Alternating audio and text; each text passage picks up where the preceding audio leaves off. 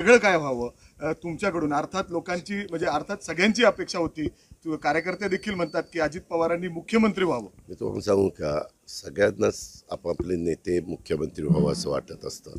दादांना आज वाटतं का? आज प्रमुख सगळ्यांनाच वाटतं म्हणलं, सगळ्यात दादा आला. तू काय रे असं करतो? सगळ्यामध्ये सगळेच आले.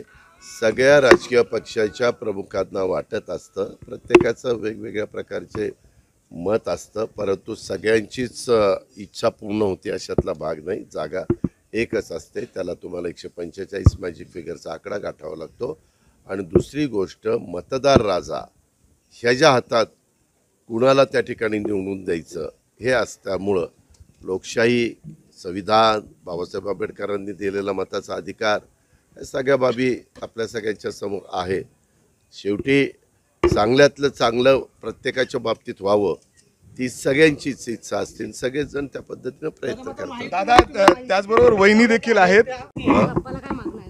मी सांगितलं ना की सगळ्यांचं हे बघा, प्रत्येकाने आपण मागणं एक समाधानाकरता करतो. शेवटी प्रत्येकाला कष्ट घ्यावे लागतात, प्रत्येकाला मेहनत घ्यावी लागते.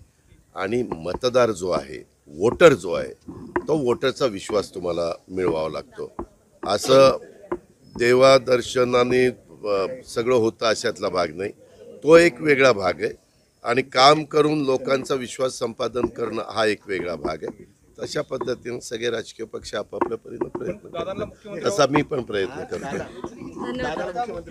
नाही, पहिल्यांदा महायुतीचं सरकार आणण्याच्या करता आमचा सगळ्यांचा प्रयत्न चाललेला आहे.